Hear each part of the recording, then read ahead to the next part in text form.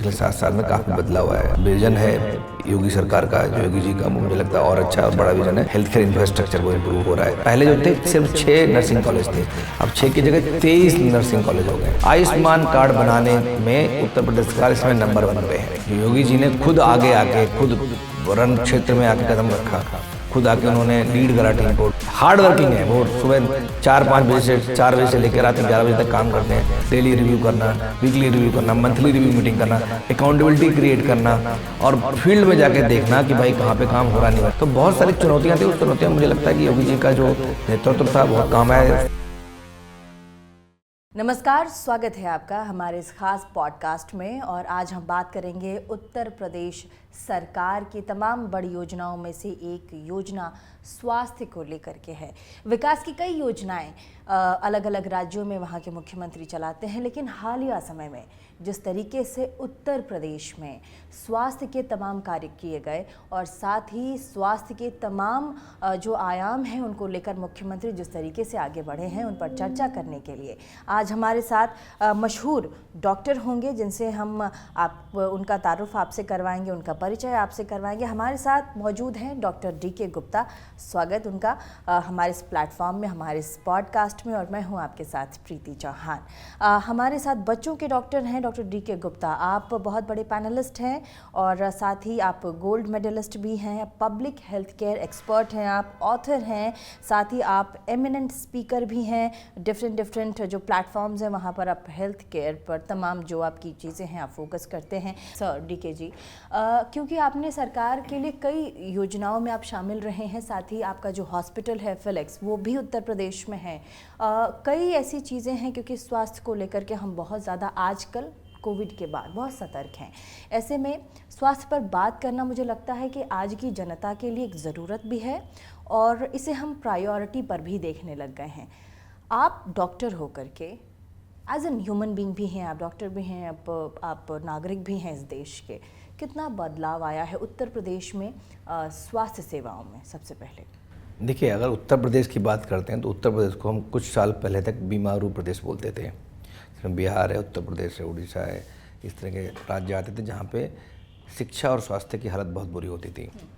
खास करके जो बहुत सारे इंडिकेटर होते हैं जिनको हम क्वालिटी हेल्थ इंडिकेटर्स बोलते हैं, जैसे इन्फेंट मोर्टलिटी रेट है, न्यूनेटल मोर्टलिटी रेट है, मतलब 1 साल से कम बच्चे की मृत्यु दर, 1 महीने से कम बच्चे की मृत्यु दर, अंडर 5 ईयर मोर्टलिटी रेट है, एनीमिया प्रेवलेंस है, मैटरनल मोर्टलिटी है, मतलब जो माता है जो जन्म के देने के बाद उसकी मृत्यु दर क्या है। तो इन सारे पैरामीटर्स में पिछले 7 साल में काफ़ी बदलाव आया है, काफ़ी चेंज आया है। इनके नंबर्स डिक्रीज हुए हैं और जो विजन है योगी सरकार का, जो योगी जी का, मुझे लगता है और अच्छा और बड़ा विजन है, इन नंबर्स को और कम करने का है। WHO ने और बहुत सारी जो इंटरनेशनल एजेंसीज हैं उन्होंने भी बुरी प्रशंसा की है कि जो हेल्थ केयर इंफ्रास्ट्रक्चर वो इम्प्रूव हो रहा है। और सबसे बड़ी जो बात करें, जैसे मैं जब मेडिकल कॉलेज में था तो उस समय सिर्फ 7 गवर्नमेंट मेडिकल कॉलेज होते थे और कुछ 2-1 चुनिंदा प्राइवेट कॉलेज होते थे मेडिकल कॉलेज, और 2-3 सेंट्रल गवर्नमेंट के मेडिकल कॉलेज थे, मतलब गिनती के 10-12 मेडिकल कॉलेज थे। आज बात करते हैं तो आज 65 मेडिकल कॉलेज हैं। आप सोच सकते हो, मेडिकल कॉलेज एक टर्सरी या क्वाटरनरी केयर इंस्टीट्यूट होता है, बहुत बड़ा इंस्टीट्यूट होता है, जिसमें गरीब लोग जो जिनके पास हेल्थ केयर एक्सेसिबिलिटी नहीं है, जिनके पास अफोर्डेबिलिटी नहीं है, उनका जो इलाज होता है वो रिनाउंड जो प्रोफेसर्स होते हैं, जो डॉक्टर्स होते हैं वहाँ के मेडिकल कॉलेज के, उनके द्वारा होता है। तो वो नंबर जो है 65 हो गया। 65 में 35 जो मेडिकल कॉलेज हैं उनको सरकार ही रन कर रही है, ऑपरेट कर रही है, और जो 30 मेडिकल कॉलेज ऐसे हैं जिनको जो प्राइवेट सेक्टर है वो रन कर रहा है। इसके अलावा 45 डिस्ट्रिक्ट ऐसे चिन्हित कर दिए गए हैं जिन पे काम चल रहा है, जिन पर टेंडरिंग प्रोसेस चालू हो गई है। उन डिस्ट्रिक्ट्स को, जिला अस्पतालों को, उनको अपग्रेड किया जा रहा है मेडिकल कॉलेज में, मतलब 45 और अगले 2-3 साल में 45 मेडिकल कॉलेज और आ जाएंगे। इसके अलावा 15 मेडिकल कॉलेज, जिसमें एम्स भी हैं कई सारे, वो केंद्र सरकार बना रही है, उसके लिए भी सहयोग कर रही है, चाहे वो ज़मीन देना हो, चाहे कुछ और देना हो, चाहे लाइसेंसिंग हो, रेगुलेशंस के लिए हेल्प करनी हो। तो राज्य सरकार कंधे से कंधा मिला के हेल्थ केयर इंफ्रास्ट्रक्चर को डेवलप कर रही है, क्योंकि हेल्थ केयर में सबसे जो इम्पोर्टेंट चीज़ होती हैं डॉक्टर्स, पैरामेडिकल स्टाफ, नर्सेस और इंफ्रास्ट्रक्चर में बेड्स हैं, ICU है, एम्बुलेंस है, वेंटिलेटर्स हैं, ऑक्सीजन सप्लाई है, ये सारी चीज़ें होनी चाहिए। अब दूसरी बात करते हैं तो दूसरा जो ह्यूमन रिसोर्स चाहिए होता है हेल्थ केयर में, वो होता है डॉक्टर्स के अलावा नर्सेस का होता है, कि नर्सेस की भारी कमी थी पहले 7 साल पहले, 8 साल पहले। जैसे डॉक्टर्स की भी कमी थी, ऐसे नर्सेस की बहुत सारी कमी थी। तो जब नर्सेस की कमी थी उसको पूरा करने के लिए पहले जो थे सिर्फ 6 नर्सिंग कॉलेज थे, अब 6 की जगह 23 नर्सिंग कॉलेज हो गए हैं। जैसे अभी लास्ट बजट में सेंट्रल गवर्नमेंट ने भी बोला था कि नर्सिंग कॉलेज को हमें बढ़ावा देना है, और उन्होंने नर्सिंग कॉलेज बढ़ाए भी थे। सेम नर्स रेशियो को इम्प्रूव करने के लिए नर्सिंग कॉलेज की संख्या भी काफ़ी बढ़ा दी गई। और ये जो मैं बात कर रहा हूँ ये BSc नर्सिंग कॉलेज है, ANM है, GNM नहीं, ये BSc नर्सिंग कॉलेज है। तो कहीं ना कहीं क्वांटिटी नहीं क्वालिटी पे भी फोकस किया जा रहा है, और मुझे लगता है इसके दूरगामी रिजल्ट बहुत अच्छे होने वाले हैं। अब बात करते हैं तो पिछले 7 साल में बहुत सारे चेंजेज आए हैं। जैसे मैं बात करता हूँ, जब मैंने अपनी एजुकेशन की थी, मेडिकल एजुकेशन की है, तो उस समय से लेके काफ़ी लंबे अरसे तक 7 मेडिकल कॉलेज होते थे जो सरकारी होते थे, और 3-4 प्राइवेट होते थे, और कुछ 1-2 सेंट्रल गवर्नमेंट के मेडिकल कॉलेज होते थे। बट उन्हीं से ही पूरे प्रदेश को जो 25 करोड़ की आबादी है उसको स्वास्थ्य सुविधाएं मिलती थी, बिकॉज मेडिकल कॉलेज एक सबसे बड़ा टर्सरी केयर इंस्टीट्यूट होता था जिसमें हर तरह की इलाज होता था, हर मेडिकल सुपर स्पेशलिटी की इलाज मिलता था, और उसमें मुफ्त इलाज मिलता था। तो कहीं ना कहीं एक बहुत बड़ी जो जनता थी मेडिकल कॉलेज पे डिपेंडेंट होती थी। वो नंबर्स बहुत कम थे, जो 25 करोड़ की आबादी पे कम से कम 25 मेडिकल कॉलेज होने चाहिए थे, तो उससे भी ज़्यादा होने चाहिए थे। उसमें अगर हम बात करें तो उसका नंबर देखें तो अभी जो करंट नंबर है वो 65 मेडिकल कॉलेज खुल चुके हैं, और 65 में 35 मेडिकल कॉलेज ऐसे हैं जिनको राज्य सरकार चला रही है, और 30 मेडिकल कॉलेज ऐसे हैं जिनको प्राइवेट हॉस्पिटल्स जैसे हम जैसे लोग हैं वो चला रहे हैं, रन कर रहे हैं। तो कहीं ना कहीं एक्सेसिबिलिटी जिसको बोलते हैं, बहुत छोटा सा वर्ड है बट इसका महत्व तो बहुत इंपॉर्टेंट है, जो accessibility to health care services है, मतलब लोगों की पहुंच होना, लोग जा सकें वहाँ तक, इलाज के लिए सुविधा मिल जाए, जिससे ऐसा ना हो कि बहुत सारे लोगों को सुविधाएं नहीं मिल पाती थी। तो एक्सेसिबिलिटी जनता के लिए, आम जनता के लिए बढ़ गई है नए मेडिकल कॉलेज खुलने से। इसके अलावा 15 मेडिकल कॉलेज ऐसे हैं जिनको सेंट्रल गवर्नमेंट बना रही है, उसमें राज्य सरकार जो है योगी जी की वो पूरा सहयोग कर रही है, वो भी अगले 2-3 साल में बनके तैयार हो जाएंगे। तो मतलब 65 तो हो गए जो चल रहे हैं ऑलरेडी, 15 सेंट्रल गवर्नमेंट लेके आ रही है, और 45 ऐसे ज़िले हैं, डिस्ट्रिक्ट्स हैं जिनके डिस्ट्रिक्ट हॉस्पिटल एक बहुत बड़ा हॉस्पिटल होता है, एक ज़िले को पूरा कैटर करता है, और ज़िले की आबादी 20-30 लाख के आसपास होती है। उस पूरी आबादी को कैटर करता है, तो वहाँ पे भी सुविधाएं कभी कभी मूलभूत सुविधाएं नहीं होती हैं, जिसकी वजह से बहुत सारे लोगों को मेडिकल कॉलेज रेफ़र करना पड़ता है। तो वो उस रेफरल की सुविधा से, असुविधा से बचें पेशेंट्स, और एक ही जगह उनको सारी टर्सरी केयर, सारी क्वार्टरनरी केयर की सुविधाएं मिल जाएं, उसके लिए इन 45 जो डिस्ट्रिक्ट हॉस्पिटल्स हैं उनको अपग्रेड किया जा रहा है मेडिकल कॉलेजेस में। एक बहुत बड़ी, क्योंकि आप भी मानोगे हमारे देश में सबसे जो ज़्यादा कमी है वो डॉक्टर्स की हुआ करती थी आज से 5-7 साल पहले तक। मतलब पर 1000 एक डॉक्टर चाहिए होता है, तो वो हमारे पास अवेलेबल नहीं था, या पर लाख 10 डॉक्टर चाहिए होते हैं तो वो हमारे पास नहीं अवेलेबल होते थे। तो जो एक रेशियो था WHO के हिसाब से, वो कहीं ना कहीं जो बेंचमार्क थे उनको हम सही से मतलब अचीव नहीं कर पा रहे थे। तो इसलिए मेडिकल कॉलेज को संख्या को बढ़ाना अति आवश्यक था, तो उसके पे काम किया गया। दूसरा जो एक कमी होती है हमारा, नर्सिंग स्टाफ की कमी होती है। तो नर्सिंग स्टाफ के लिए जो 6 हमारे पास सिर्फ नर्सिंग कॉलेज थे जो BSc जिनमें होती है, इवन GNM ANM के मेडिकल वो नर्सिंग कॉलेज होते हैं, बट जो 6 नर्सिंग कॉलेज थे BSc वाले उनको 23 कर दिया गया, मतलब उनकी संख्या भी बढ़ा दी गई है। तो नंबर ऑफ नर्सेज जो हर साल निकल के आएंगी वो बढ़ जाएंगी। और इसके अलावा जो लास्ट ईयर का एक बहुत बड़ा जो इनका जो कदम है कि जो लास्ट ईयर का जो हेल्थ केयर और फैमिली वेलफेयर डेवलपमेंट का जो बजट है वो 27,000 करोड़ से भी ज़्यादा रखा गया। मतलब एक बहुत बड़ा जो फोकस है जिसकी हम बात करते थे, जो GDP का जो बजट है, जो परसेंटेज बहुत कम हुआ करता था, उसमें इजाफा हुआ है। तो ये ऐसे बहुत सारे जो मानक हैं जिनकी वजह से हम कह सकते हैं कि जो हेल्थ केयर की सुविधाएँ हैं, इसमें एक्सेसिबिलिटी है और जो अफोर्डेबिलिटी है वो बढ़ी है। और दूसरी बात करते हैं, बिकॉज आज से 5-7 साल पहले तक जो आउट ऑफ पॉकेट एक्सपेंसेस, मतलब अगर आपको इलाज कराना है तो आपको अपने घर गिरवी रख के, लोन लेके, अपनी FD तोड़ के, दोस्तों से इलाज के पैसे इकट्ठे करके लेने पड़ते थे, तब आप इलाज करते। तो ऐसे लोगों की संख्या होती थी 62%, मतलब 62% ऐसे लोग थे जो आउट ऑफ पॉकेट एक्सपेंस खर्च करते थे इलाज कराने के लिए। उसमें उनका घर बेचना, खेत बिक जाना, या इलाज में कर्जे में डूब जाना, ये सब होता था। वो कहीं ना कहीं काफ़ी कम हो गया, वो 40% के आसपास आ गया, और इसमें उत्तर प्रदेश सरकार काफ़ी आगे है। चूँकि एक बहुत बड़ी योजना चल रही है केंद्र सरकार की जिसका नाम है आयुष्मान, PMJ में क्या है कि जो विश्व की सबसे बड़ी कैशलेस इंश्योरेंस स्कीम है, जिसमें 5 लाख तक का जो इंश्योरेंस कवरेज है वो फ्री मिलता है पूरी फैमिली को, जिसमें सेकेंडरी केयर और टर्शियरी केयर की सुविधाएं मिल जाती हैं। बट इसमें बहुत सारे ऐसे राज्य थे जो इंटरेस्ट नहीं दिखा रहे थे, इवन उत्तर प्रदेश भी पहले बहुत पीछे था इसमें। अब बात करते हैं तो इसमें जो आयुष्मान कार्ड धारक हैं वो 5 करोड़ के आसपास उत्तर प्रदेश में आ गए हैं, बन गए हैं। मतलब 5 करोड़ लोगों को 5 लाख तक का इंश्योरेंस बिल्कुल फ्री है। तो मतलब आप समझ कर सकते हो 5 करोड़ इंटू 5, 25,000 करोड़ तक का इंश्योरेंस आप फ्री है हेल्थ केयर में, जो उत्तर प्रदेश सरकार ने मुहैया कराया है। और आयुष्मान कार्ड बनाने में उत्तर प्रदेश सरकार इस समय नंबर 1 पे है। नंबर 2 पे महाराष्ट्र और मध्य प्रदेश है, उसके बाद बहुत सारे लोग पीछे हैं, और जो नंबर 2 से भी काफ़ी अच्छा डिफरेंस है। इसके अलावा जो उत्तर प्रदेश की अपनी कुछ योजनाएं, जिसमें मुख्यमंत्री की स्वास्थ्य योजना है जो आयुष्मान जैसी है, उसके थ्रू भी, या और डिफरेंट दीनदयाल उपाध्याय है जो उनके राज्य सरकार के कर्मचारी हैं, उनकी योजनाएं हैं, उनके थ्रू, और भी बहुत सारी जो उनकी योजनाएं हैं, लोकल योजनाएं हैं, इवन सीएमओ लेवल पे भी, उसके थ्रू भी ये बहुत सारे हेल्थ केयर सर्विसेज को प्रोवाइड करते हैं। जो नीडी लोग हैं, जिनको इलाज एक्सेसिबल नहीं है, अफोर्डेबल नहीं, जिनके पास पैसे नहीं है, तो ये मुझे लगता है कहीं ना कहीं इसमें इजाफा हुआ है। डीके जी, आपने बहुत महत्वपूर्ण जो आपने कहा है उस पर कई सारे आपने जो आपके आयाम रहे उस पर आपने प्रकाश डाला, जो आपने बोला है। इस पर एक सबसे महत्वपूर्ण मुझे ये लगता है कि आपने राज्य में अगर स्वास्थ्य की सुविधाओं की बात की जाए, चाहे वो कोई भी राज्य हो, तो उस पर 3 स्तर पर राज्य ने कैसे स्वास्थ्य की सुविधाओं को आगे बढ़ाया। एक तो स्थानीय स्तर होता है, ज़िला स्तर है, उसके बाद फिर राज्य स्तर पर होता है। स्थानीय स्तर पर क्या उत्तर प्रदेश सरकार ने स्वास्थ्य को लेकर के आम लोगों को, अगर हम स्थानीय की बात करते हैं तो आपको पता है उत्तर प्रदेश में गांव भी बहुत ज़्यादा हैं, रिमोट एरियाज़ हैं, इंटीरियर गांव से, जहाँ पर बहुत इंटीरियर इलाके में आप जाते हैं, लोग जागरूक नहीं हैं, उन्हें समझाना दवाइयों के प्रति, स्वास्थ्य के प्रति, स्पेशली कोविड के बाद, आप ये अगर समझा पाएँ कि अभी उत्तर प्रदेश सरकार स्थानीय लेवल पे क्या कर रही है, कैसे वहाँ पर स्वास्थ्य की सुविधाओं को और लोगों तक पहुँचा रही है और विकास कर रही है। बहुत अच्छा सवाल है। मैं इसमें कुछ पॉइंट जोड़ना चाहूँगा। जो हमारे देश की जनता है ना, उसकी 70% जो आबादी है वो गांव में रहती है। मतलब हमारा भारतवर्ष एक्चुअली गांव में बसता है, और 30% लोग शहरों में रहते हैं, वो भी बड़े शहरों में, टियर 1 टियर 2 सिटीज़ में। इसका बिल्कुल विपरीत है। 70% जो हेल्थ केयर फैसिलिटीज़ हैं, जो इंफ्रास्ट्रक्चर है, वो कन्फाइंड है टियर 1 सिटीज़ में, बड़े शहरों में।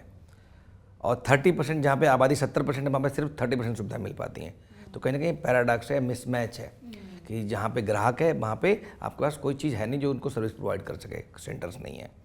तो उसको ध्यान रखते हुए प्राइमरी हेल्थ केयर सेक्टर को, सेंटर्स को बढ़ावा देना, कम्युनिटी हेल्थ केयर सेंटर्स को बढ़ावा देना, और डिस्ट्रिक्ट हॉस्पिटल्स को छोटे शहरों में अपग्रेड करना, जिसके बारे में बात कर रहा था। तो अभी हम लोगों ने बात की, मेडिकल कॉलेजेस की बात की और डिस्ट्रिक्ट हॉस्पिटल की बात की। अब हम बात करते हैं कि प्राइमरी हेल्थ केयर सेंटर पे क्या करा जा रहा है। तो आशा वर्कर हैं, आंगनबाड़ी वर्कर हैं, आंगनबाड़ी जो सेंटर्स हैं उनको अपग्रेड करना। वहाँ पे बहुत सारे चीज़ें होती हैं जिनको हम लोग सुविधाएं देते हैं, जैसे ब्रेस्ट फीडिंग मदर्स को उनको एजुकेशन देना, उनको सपोर्ट करना, छोटे बच्चों को अंडर 5 ईयर्स हैं उनको सपोर्ट देना, वैक्सीनेशन की सुविधा दिलवाना, न्यूट्रिशन की सुविधा देना उनको बहुत सारे कॉपर्टीज़ हैं, परिवार नियोजन के बारे में बताना मदर्स को।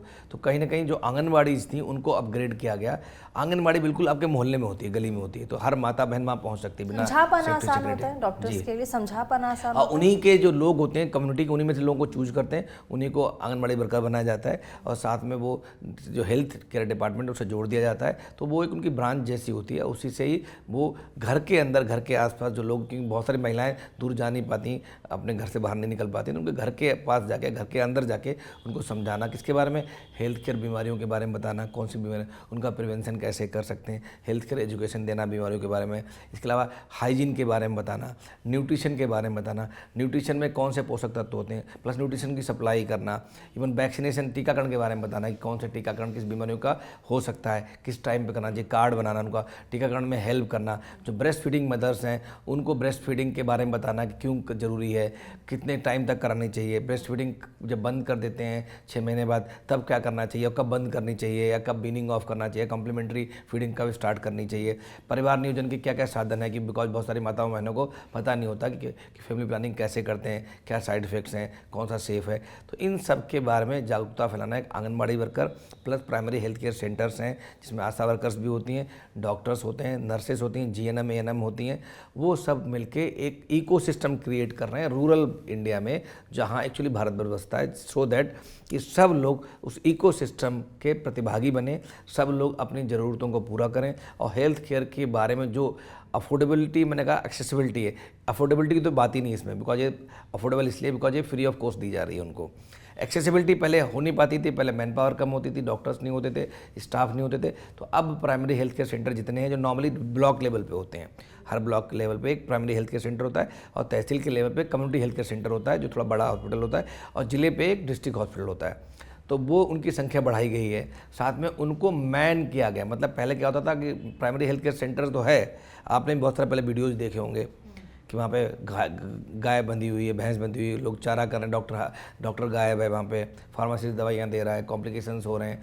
वो कहीं ना कहीं वो थोड़ा ट्रांसफॉर्मेशन दिख रहा है, मतलब परिवर्तन हो रहा है उसमें कि वहाँ पे डॉक्टर मिल जाएगा आपको, पारदर्शिता है, अकाउंटेबिलिटी क्रिएट कर दी गई है, लोगों की रिस्पॉन्सिबिलिटी है। डॉक्टरों के बारे में बताया गया, भैया आपको टाइम पे पहुँचना है, बायोमेट्रिक लगा दी गई वहाँ पे, मरीज़ देख रहे हैं, उनकी MIS निकाली जा रही है, कितने मरीज़ आपने देखे, कितने लोगों को इलाज दिया गया।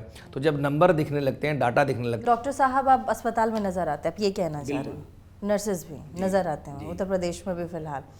तो ये कहीं ना कहीं एक आपने कहा कि अकाउंटेबिलिटी है, दायित्व है।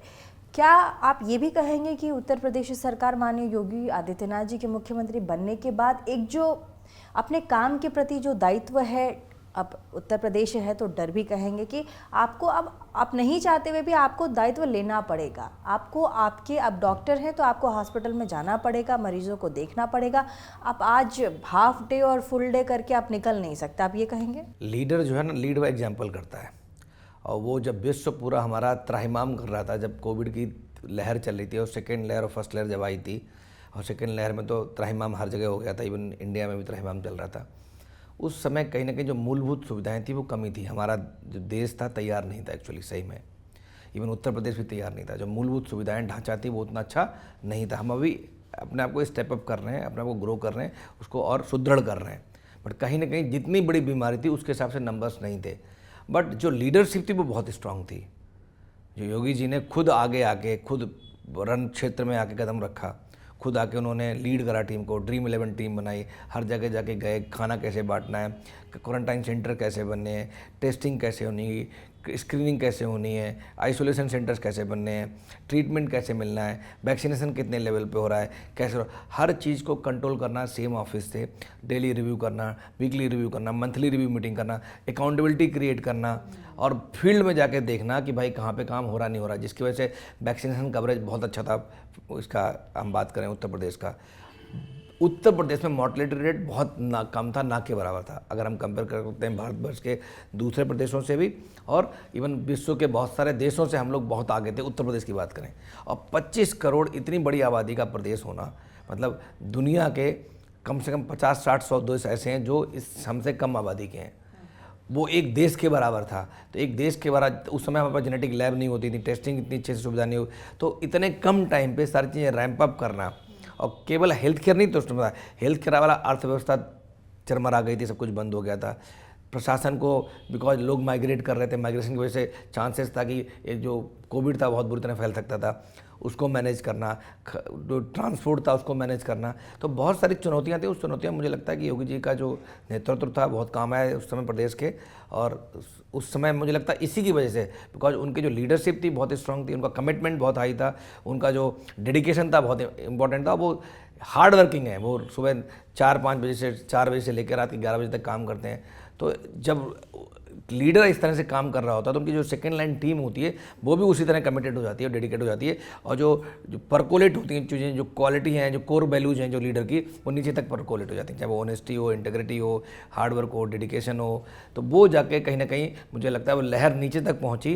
तो इसमें जो प्रधान थे वहाँ के लोग, जिला के लेवल पे जो सरपंच थे, इवन उन सब लोगों ने मिलके, इवन जो शहरों में जो RW के प्रेसिडेंट्स थे, जो AWA थी, मतलब ऐसी बहुत सारी NGOs थी, बहुत सारी बुद्धिजीवी लोग थे, बहुत सारे संगठन थे, इन सब ने मिलके कंधे से कंधे मिला के जो काम किया ना, शायद मुझे लगता है उसी की वजह से हम लोग कोविड से बच पाए, वरना बचना उस समय बहुत मुश्किल था सबके लिए।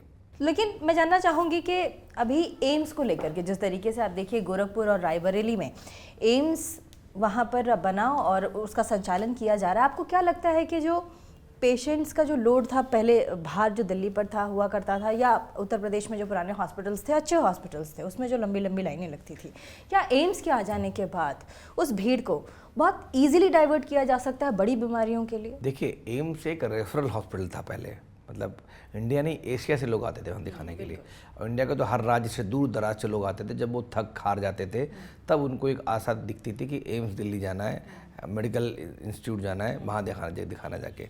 तो एम्स एक विचारधारा बन गई थी मेडिकल साइंस में, और बहुत बड़ा इंस्टीट्यूट बन गया था। कहीं ना कहीं इवन बहुत सारे ऐसे लोग थे जो थोड़ा फियरफुल होते थे, जिनको जरूरत नहीं होती थी एम्स की, वो भी एम्स में आते थे, बिकॉज उनको लगता था कि एम्स की क्वालिटी वैल्यू इतनी बढ़ गई है, इसकी रेटिंग इतनी अच्छी है, यहाँ के डॉक्टर्स बहुत अच्छे हैं, हाई एंड है, तो कहीं ना कहीं तो उससे एम्स ओवरलोडेड हो गया था। इंफ्रास्ट्रक्चर थोड़ा कम पड़ रहा था, भीड़ बढ़ रही थी, तो कहीं ना कहीं जो लोगों को एक्सेसिबिलिटी थी हेल्थ केयर की वो उतने अच्छे से नहीं मिल पा रही थी। तो उसके लिए एक बड़ा अच्छा सुझाव जो आया सरकार का कि हमें एम्स को रेप्लिकेट करना चाहिए, इस विचारधारा को रेप्लिकेट करना चाहिए। अस्पताल तो बहुत सारे बन रहे थे, बट एम्स की एसओपी पे, एम्स की गाइडलाइंस पे, एम्स के कल्चर पे हमें कैसे बनाए, जिसमें रिसर्च पे फोकस किया जाए। इस पे खासकर योगी आदित्यनाथ जी ने बहुत फोकस किया होगा, रिव्यू मीटिंग्स हुई होंगी, कैसे कैसे इस पे कैसे काम किया? उत्तर प्रदेश में जो एम्स बन रहे हैं, भले ही वो एम्स एक प्रोजेक्ट जो है सेंट्रल गवर्नमेंट का है, बट जितनी ज़मीन देना, स्टैट्यूटरी कंप्लाइंसेस लेना, इवन सेंट्रल गवर्नमेंट से भी लाइजनिंग करना, ऐसा नहीं हर सरकार को मिल जाते हैं एम्स लगा दिया आपने, मुख्यमंत्री ने बोला, बट आपको अपना डाटा देना, प्रेजेंटेशन देना, तो उसमें योगी जी थे या इनके जो हेल्थ मिनिस्टर होंगे या इनकी जो टीम होगी योगी जी की, उसने बहुत परसू किया होगा। ज़मीन एलोकेट करवाना, ज़मीन को अलॉट मतलब एक्वायर करना, फिर उसके लिए लाइसेंसिंग, लीजिंग, तो बहुत सारी चीज़ें थी जिसके लिए आपको स्टेट गवर्नमेंट को भी देना पड़ता है, सेंट्रल गवर्नमेंट को, तभी जाके एम्स स्टेब्लिश्ड होते हैं। तो फ्लैगशिप प्रोग्राम भी रहा, मैं आपको बता दूं, उत्तर प्रदेश सरकार माननीय योगी आदित्यनाथ जी के फ्लैगशिप प्रोग्राम्स में स्वास्थ्य को लेकर के एम्स का संचालन जो है वो फ्लैगशिप प्रोग्राम रहा है। लेकिन आप जिस तरीके से आपने बताया कि एम्स लगाना एक सपने की तरह होता था, पहले देखिए उत्तर प्रदेश में लोग ये सोचते थे कि कहाँ हमें बड़ी बीमारी अगर कोई हो जाए तो हमें तो भैया दिल्ली जाना पड़ेगा। लेकिन आज उस सपने को योगी आदित्यनाथ ने कि आपको दिल्ली नहीं जाना है, आपके अपने राज्य में वो सुविधाएं हम लेकर आए हैं, इसे जब आप इमेजिन करते हैं, जब सोचते हैं और आपको उतना दूर नहीं जाना है, आप निश्चिंत हैं कि हमारी सरकार ने हमारे लिए, योगी आदित्यनाथ जी ने, महाराज जी ने इतना कर दिया है। अब सोचिए वहाँ के लोगों को कैसा लगता होगा, क्योंकि आपके खुद के हॉस्पिटल हैं नोएडा में, फिलिक्स हॉस्पिटल के चेयरपर्सन हैं आप कैसे देख पाते हैं? देखिए, मैं ये कहना चाहूँगा कि अगर आप एक साधारण इंसान हैं और आपकी माँ बीमार है, आपके फादर बीमार है, आपका बच्चा बीमार है, आपका बेटा बीमार है, आपकी बहू बीमार है, और आपके पास जेब में पैसे नहीं है, संसाधन नहीं है, और आपको आसपास कोई स्वास्थ्य सुविधा नहीं मिल पा रही है, और उसकी वजह से घर में कोई दम तोड़ देता है, उसकी वजह से घर में कोई असहाय हो जाता है, उसकी वजह से घर में कोई कॉम्प्लिकेशंस हो जाते हैं, डिसेबिलिटी हो जाती हैं, तो कहीं ना कहीं आप अपने आप को माफ़ नहीं कर पाते हो, आप अपनी सरकार को भी माफ़ नहीं करते हो। क्योंकि स्वास्थ्य जो है हमारा मौलिक अधिकार है, और स्वास्थ्य जो है स्टेट गवर्नमेंट की रिस्पॉन्सिबिलिटी है अपने सिटीजन्स को प्रोवाइड करना। उसमें कहीं ना कहीं योगी सरकार ने बहुत महत्वपूर्ण कदम उठाए हैं और बहुत अच्छी एक्सेसिबिलिटी और अफोर्डेबिलिटी बढ़ी है। इंश्योरेंस पेनिट्रेशन, मैंने कहा ना 5 करोड़ लोग हैं जिनको 5 लाख का बीमा मिला है, मतलब 20% पॉपुलेशन रफली ऐसी हो गई जो इंश्योर्ड हो गई सिर्फ आयुष्मान से। मुख्यमंत्री जन आरोग्य योजना नहीं, ये दूसरी है, ये तो मैं बता रहा हूँ जो आयुष्मान योजना है, PMJY है, उसमें 5 करोड़ लोगों को, जो नंबर 1 टॉप पे उत्तर प्रदेश समय योगी जी के नेतृत्व में, कि ये नंबर 1 पे आ गया है, जबकि पहले बहुत पीछे था। आई तो 2017-18 में योजना आई है, तब से योजना धीरे धीरे ग्रो कर रही थी। अभी हम लोग नंबर 1 पे, नंबर 2 पे महाराष्ट्र और मध्य प्रदेश है, नंबर 3 पे। तो कहीं ना कहीं हमने खाली अपने संसाधन नहीं, हमने दूसरे संसाधनों को भी अच्छे से उपयोग किया है, क्योंकि एक स्कीम जो आ रही है अगर वो हम अच्छे से इम्प्लीमेंट कर दें। इम्प्लीमेंट क्या करना, कार्ड दिलवाना, और कार्ड दिलवाना इतना आसान नहीं था, लोग बनवाते नहीं थे, तो कार्ड को घर घर तक पहुंचाना, स्कैनर लगवाना, घर में जाकर उनके कार्ड बनवाना, कैंप बनाना, आयुष्मान कार्ड कैंप बनाना, तो आसान, प्राइवेट सेक्टर की हेल्प लेना, तो बहुत सारे जो एक्सेसिबिलिटी नहीं थी, तो उस केस में मैंने बताया ना 70% जो हमारा जो सुविधाएँ हैं। एक चीज़ और बात है, एक पैराडॉक्स है कि 70% जो हेल्थ केयर सुविधाएँ हैं वो प्राइवेट हॉस्पिटल प्रोवाइड करते हैं, सिर्फ अभी भी 30-35% सुविधाएं ऐसी हैं जिनको सरकार प्रोवाइड करवाती है। तो इसलिए प्राइवेट पब्लिक पार्टनरशिप का जो मॉडल है वो बहुत इंपॉर्टेंट था। उसमें भी योगी सरकार ने बड़ा अच्छा विजन दिखाया है। बहुत सारी डायलिसिस यूनिट डिस्ट्रिक्ट हॉस्पिटल में सारी आउटसोर्स हो गई हैं। Even medical college private public partnership में स्टार्ट हो रहे हैं। डिस्ट्रिक्ट हॉस्पिटल को अपग्रेड किया जा रहा है प्राइवेट पब्लिक पार्टनरशिप में। इसके अलावा जो फ्री के जो कैंप, आपने जो पब्लिक प्राइवेट पार्टनरशिप की बात, इसका फायदा ये है कि बहुत आम जनता को इसका फायदा क्या, आम जनता को फायदा मिलेगा कि सरल शब्दों में, कि जो सुविधाएं उनको नहीं मिल पा रही थी, डायलिसिस पहले डिस्ट्रिक्ट हॉस्पिटल में नहीं होती थी, एंजियोग्राफी एंजियोप्लास्टी डिस्ट्रिक्ट हॉस्पिटल में नहीं होती तो वो मिल जाएगी, मतलब किसी को हार्ट अटैक हो गया तो उसको सीधे अपने कमिश्नरेट वाले जिले में पहुंचना पड़ेगा, वहाँ भी नहीं मिलती थी बहुत बार। तो मेडिकल कॉलेज में भी कैथ लैब नहीं होती थी, तो कैथ लैब लगवाना, MRI लगवाना, रेडियोलॉजिकल सेंटर आउटसोर्स करना, डायलिसिस यूनिट जिसको किडनी की बीमारी उनको डायलिसिस नहीं मिलती थी, ICU आजकल क्रिटिकल केयर बेड का यूनिट लगाए जा रहे हैं, तो वो जो ICU की जिनको जरूरत थी उनको बहुत दूर जाना पड़ता था बड़े बड़े सेंटर्स में, या इवन प्राइवेट अस्पताल में जाना पड़ता था जहाँ पे पैसे जेब से खर्च करने पड़ते थे। तो वो सारी सुविधाएं इन सेंटर्स के माध्यम से, इन मेडिकल कॉलेज के माध्यम से आपको मुहैया कराई जा रही हैं। उनके लिए एक्सेसिबल भी हैं और फ्री में, तो इसलिए अफोर्डेबल भी हैं। मुफ्त में इलाज और मुफ्त में दवाई, ये टैगलाइन है उत्तर प्रदेश सरकार का। क्या ये दो बड़े टैगलाइंस, मुफ्त में दवाई, मुफ्त में इलाज, ये एक राज्य के पूरे, आप सोचिए कि मैं कहती हूँ कि तस्वीर को बदल सकता है। अगर एक आम आदमी, मध्यम वर्गीय क्लास भी, जिसके पास मान लीजिए पैसे की ज़रूरत है या पैसे की कमी है, तो वो बहुत आराम से अगर इन दो सुविधाओं के कारण अपने परिवार को बहुत ईजिली इलाज के दरवाजे तक ले जाता है, तब उसके वो जीवन की गुणवत्ता को सरकार बढ़ा देती है। इसके बारे में अगर कुछ कहें आप। मुफ्त इलाज और मुफ्त दवाई ये हमारा सबका मौलिक अधिकार है, बट बिकॉज हम लोग एक विकासशील देश हैं, लेकिन ये करके उत्तर प्रदेश सरकार, मैं वही कह रहा हूँ, विकसित देश नहीं है, तो इसलिए बहुत सारे राज्य नहीं कर पा रहे थे। तो इसलिए जो उत्तर प्रदेश ने जो पहल ली है, उसने बहुत सारे, खाली पहल नहीं ली, इस पर काम करना शुरू कर दिया है। 48 ऐसे हॉस्पिटल को चूज किया गया जहाँ पे प्रोजेक्ट चालू हो चुका ऑलरेडी, तो बहुत सारे प्रोजेक्ट चालू कर दिए उन्होंने, और कहीं ना कहीं मुझे लगता है बहुत जल्दी ये पूरा ट्रांसफॉर्मेशन आपको देखने को मिल जाएगा कि अभी भी जो मुफ्त इलाज और मुफ्त दवाई सिर्फ जो बड़ी बड़ी कंट्रीज़ हैं, डेवलप्ड कंट्री जैसे इंग्लैंड है, अमेरिका है, इटली है, जहाँ पे GDP का जो एक्सपेंडिचर है वो 10 से लेकर 15% तक है, वो देश कर पा रहे हैं मुफ्त इलाज और मुफ्त दवाई। जो इंडिया की बात करें तो हम लोग अपना GDP का सिर्फ 2.2% खर्च करते हैं, तो इसलिए ये बहुत बड़ा, बहुत एम्बिशियस एक प्रोजेक्ट है, बहुत बड़ी विज़न है। अगर इसको साकार हम कर लेते हैं, जिस पे काम ऑलरेडी सरकार कर रही है, तो मुझे लगता है कि बहुत बड़ा क्वालिटी ऑफ लाइफ में, अगर हम बात करें कि जो हमारा जो सबसे बड़ा दूर का तबका है, जो एक आम आदमी है, उसको क्या फ़ायदा होगा, उसकी क्वालिटी ऑफ लाइफ में बहुत इंप्रूवमेंट हो जाएगा। बिकॉज अब एक नई चीज़ अच्छी हुई है कि पहले हम लोग जीते थे 42 साल आज़ादी के आसपास, 40-42 साल की वो थी लाइफ एक्सपेक्टेंसी थी। अब सबकी 70-72 साल हो गई मिनिमम, लोग आज आगे जितनी भी एज बढ़ेगी, एजिंग बढ़ेगी, उतनी बीमारियां बढ़ेंगी, उतना कैंसर बढ़ेगा, उतना डायबिटीज़ बढ़ेगी, उतना हार्ट अटैक बढ़ेंगे, उतना अस्थमा बढ़ेगा, उतना COPD बढ़ेगा, उतना लिवर डिजीज़ बढ़ेंगी, उतनी किडनी की डिजीज़ बढ़ेंगी। तो ये एक बहुत बड़ा, समझ लो, एक वो है, क्या बोलते हैं, रियल्म ऑफ बीमारियां हैं, मतलब इतनी सारी बीमारियां हैं, जैसे जैसे एजिंग बढ़ती जाती हैं। तो अगर आपका हेल्थ केयर इंफ्रास्ट्रक्चर मजबूत नहीं होगा, अगर आपके हेल्थ केयर स्ट्रक्चर में दवाइयाँ नहीं हैं, इलाज नहीं है, तो आप अपनी जनता को जो मूलभूत सुविधाएं हैं उससे वंचित करोगे। तो वो वंचित ना हो जनता, उसको मूलभूत सुविधाएं, जिसमें स्वास्थ्य सबसे बड़ा इंपॉर्टेंट चीज़ है, वो उनके द्वार पे मिल जाए। मैं तो कह रहा हूँ द्वार पे मिलना चाहिए। तो ये इससे बड़ा मुझे लगता है कोई विजन नहीं हो सकता। गोरखपुर में महायोगी गुरु गोरखनाथ आयुष विश्वविद्यालय वो बनाया गया, इसके ऊपर अगर फोकस करें, यहाँ ये कैसे, ये कौन सी समझ है, कौन सा क्या दिमाग में योगी आदित्यनाथ के जो मुख्यमंत्री हैं उनके दिमाग में था कि इस तरह के कॉन्सेप्ट हम लेकर के आते हैं? अगर योगी जी की बात करें तो मुझे लगता है योगी जी एक तो सन्यासी हैं, साधु हैं, और उन्होंने बहुत सारे हमारे वेद पढ़े होंगे, बहुत सारे हमारे जो आयुर्वेद है उसके बारे में पढ़ा होगा। तो कहीं ना कहीं हमारी जो अपनी चिकित्सा पद्धति जिसको हम आयुर्वेद बोलते हैं बहुत स्ट्रांग थी सदियों पहले, और बीच में इतने सारे अंग्रेज आए, इतने सारे आक्रमण हुए, इतने सारे लोगों ने हमले किए, जो हमारे अपना जो लिटरेचर था उसको कहीं ना कहीं नष्ट कर दिया, और जो आयुर्वेद था वो कहीं ना कहीं पीछे चला गया, बहुत पीछे चला गया। आयुर्वेद के अलावा यूनानी है, होम्योपैथी है, बहुत सारे और सिद्धा है, ऐसी बहुत सारी जो जिनको हम दूसरी पैथी बोलते हैं, जैसे एलोपैथी होती है, ऐसे दूसरी पैथी होती, वो पीछे हो गई और उन पर फोकस नहीं किया गया। और उनके अंदर भी बहुत सारी बीमारियों का बड़ा सटीक इलाज है जो एलोपैथ में भी नहीं है, जैसे अस्थमा है, स्किन डिजीज़ है, डायबिटीज़ है, ऐसी बहुत सारी बीमारियां हैं जिसमें कहीं ना कहीं उनके पास बेहतर इलाज है या हमारे इक्विवेलेंट इलाज है। बिकॉज उन पर रिसर्च नहीं हुई, उन पर कोई डाटा अच्छा नहीं है हमारे पास, हमारे पास कुछ कंटेंट अच्छा नहीं है जो हम पूरे दुनिया को दिखा सकें, या उनसे हम कोई मोहर लगवा सकें, कोई पेटेंट नहीं है, इसलिए हम कहीं ना कहीं पीछे रह गए थे। तो उसी को बढ़ावा देने के लिए हमें ऐसे विश्वविद्यालय या आयुष विश्वविद्यालय चाहिए होंगे, यूनिवर्सिटी चाहिए होंगे, जहाँ पे हम लोग रिसर्च कर सकें, डायग्नोसिस कर सकें, ट्रीटमेंट दे सकें और अपनी पद्धति को बढ़ावा दे सकें। और मैं तो इससे भी आगे जाता हूँ, जो सरकार भी बोल रही है, योगी जी बोलते हैं, मुझे लगता है कि जो इंटीग्रेटेड मेडिसिन है, जिसमें एलोपैथी हो, आयुर्वेदा हो, होम्योपैथी, सबको मिक्स करके बनाना चाहिए जो मरीज़ के हित में बेस्ट है। अगर एलोपैथी अच्छा कर रही है तो एलोपैथी मैं लिखूंगा, अगर मुझे लगता है आपके लिए आयुर्वेद ज़्यादा अच्छा काम करता तो मैं मुझे दवाई लिखने में क्या बुराई, अगर मुझे ज्ञान है उसका। तो वो इस तरह के जब विश्वविद्यालय आएंगे तो उससे मुझे लगता है कि जनता के बीच में अवेयरनेस बढ़ेगी हमारी पद्धति के बारे में, हमारी चिकित्सा पद्धति के बारे में, उसका अडॉप्शन रेट बढ़ेगा।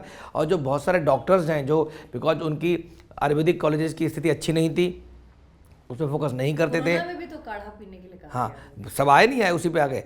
तो मुझे लगता है उसके लिए डॉक्टर्स भी इनिशिएटिव लेंगे और डॉक्टर्स का भी इंटरेस्ट बढ़ेगा उस पद्धति के प्रति और जनता का भी बढ़ेगा। हम तो लगातार सरकार की योजना के बारे में बात कर ही रहे हैं, लेकिन अभी आपने जागरूकता के बारे में भी आपने बात की है।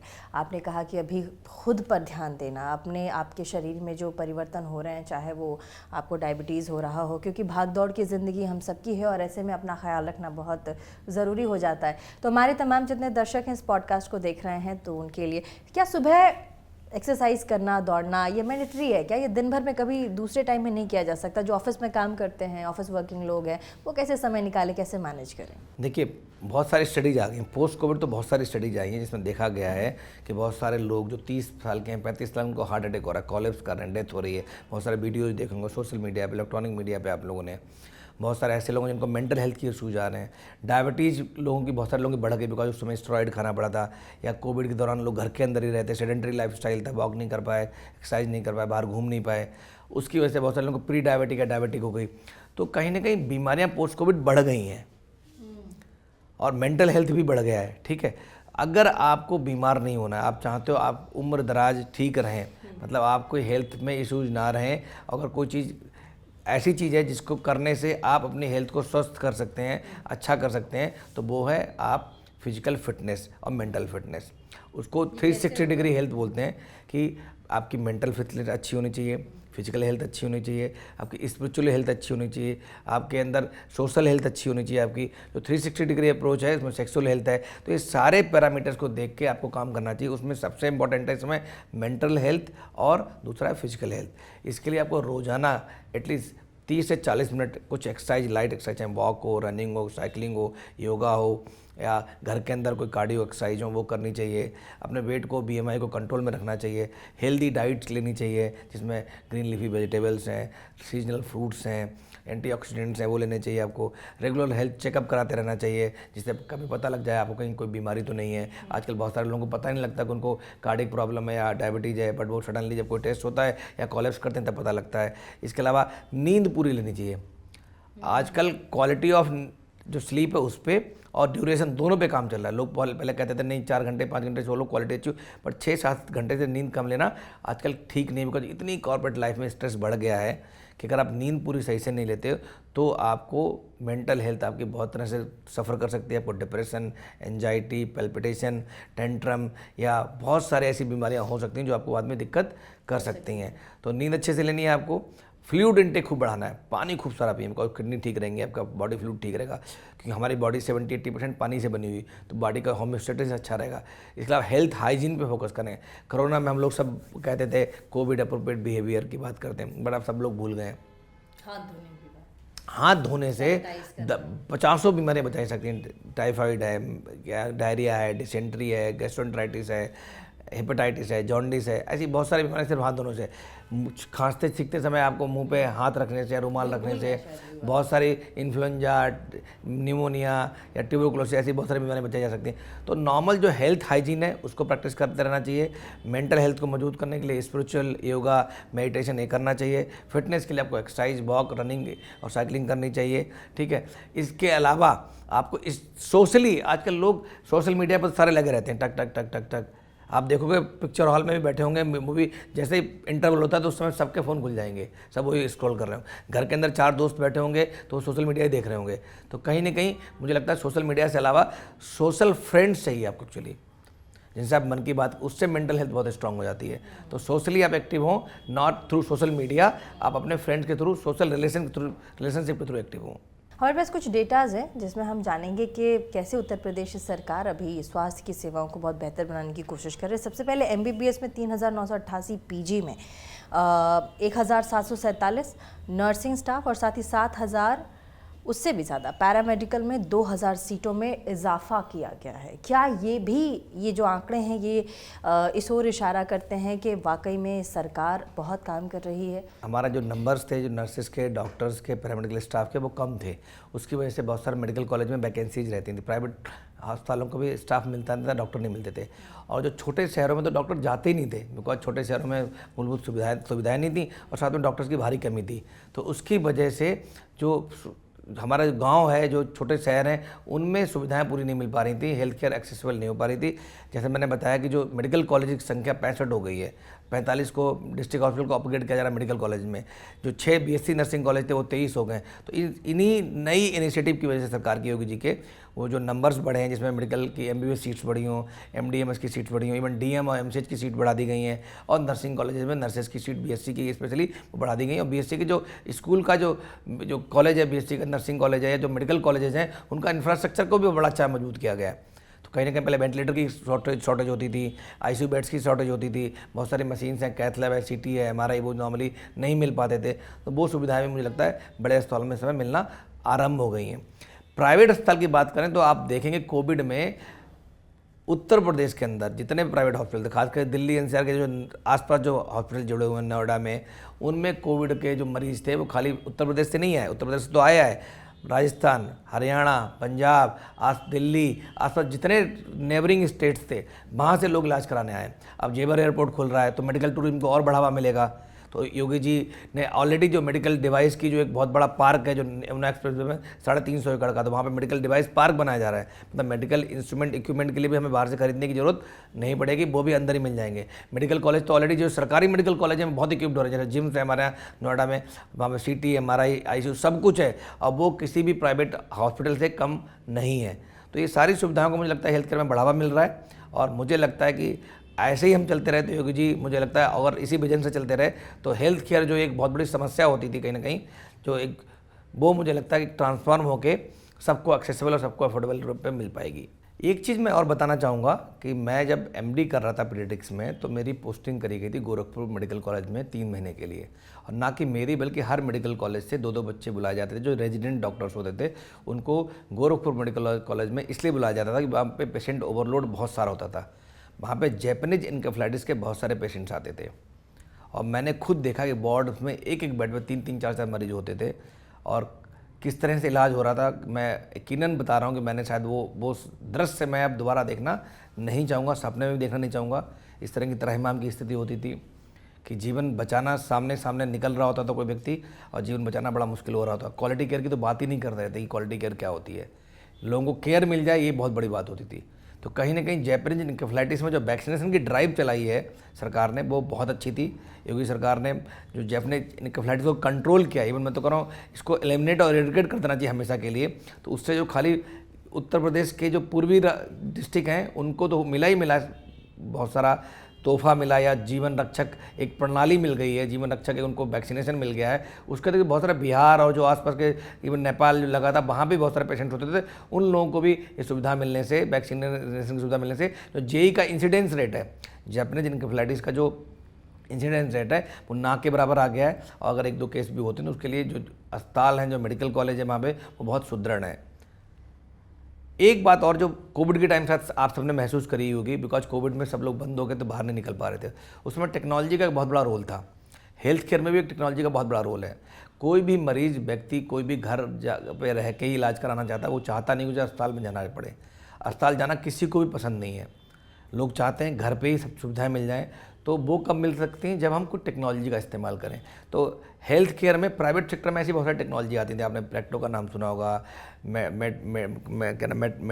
ऐसे बहुत सारे आ गए हैं जो स्टार्टअप्स थे, वो चल भी नहीं पाए, बहुत सारे कुछ चले। इवन हम लोगों ने उस समय टेलीमेडिसिन बहुत सारों चालू की थी अपने हॉस्पिटल में, जो उत्तर प्रदेश सरकार के साथ टाई अप करके ही, योगी जी की सरकार थी उस समय, और जब कोविड की बात है तो उस समय हम लोगों ने टेलीमेडिसिन अपने अस्पताल से भी चालू की थी। इसी के साथ जो उत्तर प्रदेश सरकार योगी जी ने मिलकर बहुत सारी जो CHC community health care centre जो तहलका लेवल पे या जो तहसील लेवल पे होते हैं, लगभग 250 ऐसे सेंटर्स थे जिनको अपग्रेड करके वहाँ पे टेलीमेडिसिन की सुविधा उपलब्ध कराई गई। मतलब वहाँ पे मरीज जाएगा, मरीज बैठेगा, और कुछ टेलीमेडिसिन इक्विपमेंट्स होते हैं जिससे उसका BP, heart rate, ECG check हो जाएगा। इवन अब डॉक्टर एग्जामिन भी कर सकता है उसको लगा के और सुन सकता है दूर बैठ के, तो वहाँ बैठ के उसका बेसिक एग्जामिनेशन हो जाता है, बेसिक टेस्ट। आजकल हेल्थ ATM बहुत सारे लगा दिए गए हैं वहाँ पे, कि वहाँ पे ATM के थ्रू क्या उसके बेसिक टेस्ट हो जाते हैं, लैब रिपोर्ट भी साथ साथ मिल जाती हैं, और दूर दराज डॉक्टर जो बैठा हुआ है, जिला लेवल पर बैठा हुआ है या कमिश्नरेट लेवल पर बैठा हुआ है या किसी बड़े अस्पताल में बैठा हुआ है, वहाँ से वो दवाइयाँ लिख के उसको प्रिस्क्राइब कर सकता है। मतलब कि जो एक्सेसिबिलिटी थी अच्छे डॉक्टर्स की, पहले अच्छे डॉक्टर्स गांव में मिलते नहीं थे, वो टेली मेडिसिन के माध्यम से जो अच्छे स्पेशलिस्ट और सुपर स्पेशलिस्ट डॉक्टर्स हैं वो भी आप उनकी मतलब कंसल्टेशन है, उनका परामर्श आप घर बैठे या गांव में बैठ के अपने जो कम्युनिटी हेल्थ केयर सेंटर है उससे ले सकते हो। इसके अलावा टेली रेडियोलॉजी की सुविधाएं भी होती हैं। मतलब पहले क्या होता है, रेडियोलॉजिस्ट एक ऐसा डॉक्टर है जो बहुत मुश्किल से मिलता है। मतलब हम लोग प्राइवेट सेक्टर में भी जूझते रहते हैं, जो CT MRI अल्ट्रासाउंड की रिपोर्टिंग और एक्सरे की रिपोर्टिंग के लिए चाहिए होता है, बट ये महंगा होता है। और बिकॉज ये लोग नॉर्मली जो गवर्नमेंट की पोस्टिंग होती थी, जो गवर्नमेंट की नौकरियां निकलती थी, उसमें ये लोग अप्लाई भी नहीं करते और इंटरव्यू नहीं देते हैं, और देते हैं तो ज्वाइन नहीं करते। तो इसलिए कहीं ना कहीं सरकार के अंदर बहुत बड़ी रेडियोलॉजिस्ट की कमी थी। उसको पूरा करने के लिए योगी सरकार ने जो काम किया है, एक बहुत अच्छा काम किया है कि टेली रेडियोलॉजी सर्विसेज चालू की। उसमें बहुत सारे टेली रेडियोलॉजी कंपनीज हैं, उनके साथ एग्रीमेंट या कगार साइन किया। उसमें क्या करा गया कि जो जितने भी एक्सरे हैं, CT हैं, MRI हैं या ऐसी रेडियोलॉजिकल सुविधाएं हैं, उनको टेस्ट की रिपोर्ट कनेक्ट होकर वहाँ से जो दूर दराज में बहुत दूर जिला लेवल पे या बड़े लेवल पे शहर में जो रेडियोलॉजिस्ट बैठा हुआ है वो रिपोर्ट कर सकता है। तो मतलब फ़ायदा क्या हुआ कि अगर आपको ब्रेन ट्यूमर है, अगर आपको एक्सरे में निमोनिया है, कोई गांठ है, MRI में कोई दिक्कत है, तो वो रेडियोलॉजी सर्विसेज अगर नहीं भी रेडियोलॉजिस्ट है तो भी आपको उसकी कमी नहीं होगी। मेडिसिन को बहुत आसान तरीके में कैसे समझाएंगे, कैसे काम हुआ? क्योंकि आपने जितने भी हैं वो टर्म्स डॉक्टर्स के हैं वो मैं समझ रही हूँ, एक आम आदमी।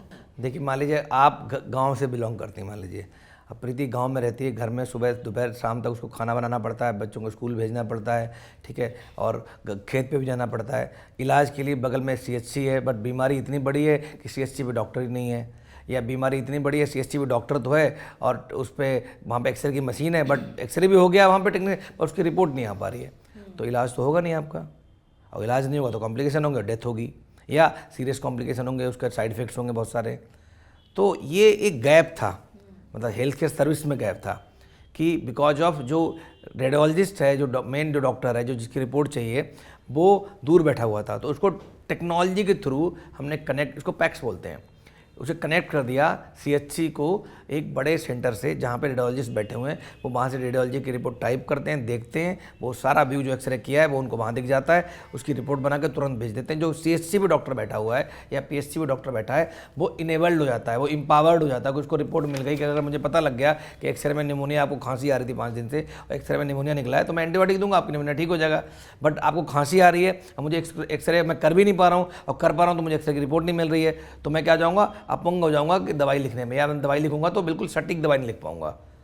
तो टेली रेडियोलॉजी इसलिए हेल्प करती है, टेली मेडिसिन इसलिए हेल्प करती है कि आप गए, मान लीजिए आप गांव में रहते हो, छोटे से गोरखपुर के ज़िले के, या मान लीजिए शाहजहाँपुर डिस्ट्रिक्ट या बरेली डिस्ट्रिक्ट, कहीं पे भी किसी गांव में रह रहे हो, आपको गायनी की प्रॉब्लम है, अब आप गए CHC पे, वहाँ मेल डॉक्टर बैठा हुआ है, आप बहुत बार चीज़ें हिचक होती है, आप बोल भी नहीं पाते हो, बात भी नहीं कर सकते हो, शर्माते हो, या मेल डॉक्टर बैठा वो आपकी बीमारी को समझ भी नहीं सकता, बिकॉज हो सकता है वो ऑर्थो का हो, मेडिसिन का हो, या पीडियाट्रिक्स का डॉक्टर हो, या हो सकता है जनरल खाली MBBS हो, तो उसको आपकी गायनी की बीमारी के बारे में पता ही नहीं हो।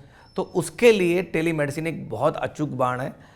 उसमें तरीका क्या है कि जो डॉक्टर दूर दराज बैठे हैं, बड़े सेंटर से बैठे हैं, बड़े हॉस्पिटल में बैठे हैं, उनको हम कनेक्ट कर देते हैं CHC से, उनकी ड्यूटी लगाते हैं रोटेशन में। तो जैसे आप मरीज हो और मैं बैठा हुआ हूँ पे लखनऊ में, आप बैठे हो रायबरेली के गांव में, तो आप जब वहाँ रायबरेली गांव में CHC पे जाओगे तो आपके सामने एक स्क्रीन लगी होगी, वहाँ पे एक कैमरा लगा होगा, आप जो बोलोगे वो मैं यहाँ बैठ के डॉक्टर, मैं फीमेल डॉक्टर में देख सकता हूँ, सुन सकता हूँ, इवन मैं आपको एग्जामिन भी कर सकता हूँ, खासकर जो आपका हार्ट रेट है, रेस्पिरेटरी रेट है, टेम्परेचर है, BP है, ऑस्कल्टेट भी कर सकता हूँ। ऐसे इंस्ट्रूमेंट आते हैं और वो मुझे पता लग जाएंगे उसके बेस पे। और ब्लड टेस्ट कराने की वहाँ पे हर CHC पे आजकल छोटी छोटी लैब बना दी गई जो ऑटोमेटेड है, वहाँ पे आप सैंपल दो, 5 मिनट के अंदर आपकी रिपोर्ट निकल के आ जाएगी। तो आप समझ रहे कितनी सुलभ हो गई चीज़ें, तुरंत आपकी रिपोर्ट मिल गई, आपके जो जांच की उसने बैठ के जांच कर ली, आपकी हिस्ट्री सारी सुन ली, उसके बेस पे वो मैं क्या करूँगा एज ए डॉक्टर, मैं एक डायग्नोसिस बनाऊंगा कि आपको अच्छा पेट में PID है या यूरिन में इन्फेक्शन है, ठीक है, इसके लिए आपको पानी खूब पीना है, आपको दवाई में सुबह शाम लेनी है, दिन में 3 बार लेनी है, 5 बार लेनी है, और 3 दिन बाद मुझे दोबारा दिखाने आना है। तो ये सुविधा असंभव थी। अब कर दी गई। तो असंभव इसलिए थी बिकॉज वो जो स्पेशलिस्ट डॉक्टर्स थे वो गांव जाना ही नहीं चाहते थे। तो सरकार ने क्या करा, टेक्नोलॉजी के थ्रू उनको गांव पहुंचा दिया। वो वहीं बैठे हो बट गांव में उनकी एक्सेसिबिलिटी करा दी है। तो आई थिंक मुझे लगता है ये चीज़ आपको समझ में आ गई होगी। एक और बात बताना चाहूँगा कि जो कोविड में हम सब ने देखा कि कोविड में एम्बुलेंस की वजह से बहुत सारे पेशेंट की डेथ हो गई थी। एम्बुलेंस नहीं मिल पा रही थी लोगों को, मिल रही थी, लोग लूट रहे थे, प्राइवेट वाले तो बहुत ठग रहे थे, रेट्स बढ़ा दिए गए थे। एम्बुलेंस जो थी वो बेसिक एम्बुलेंस थी, उनके अंदर ऑक्सीजन नहीं थी, सिलेंडर्स नहीं थे, जो मॉनिटर्स नहीं थे। वो कहीं ना कहीं लगभग 5000 नई एम्बुलेंसेज की शुरुआत की गई है।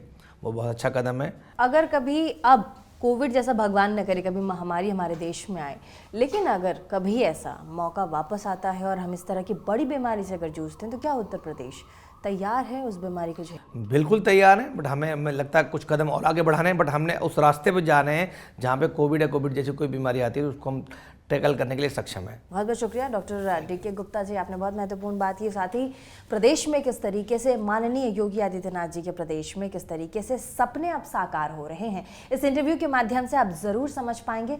तो आज के लिए फिलहाल के लिए बस इतना ही।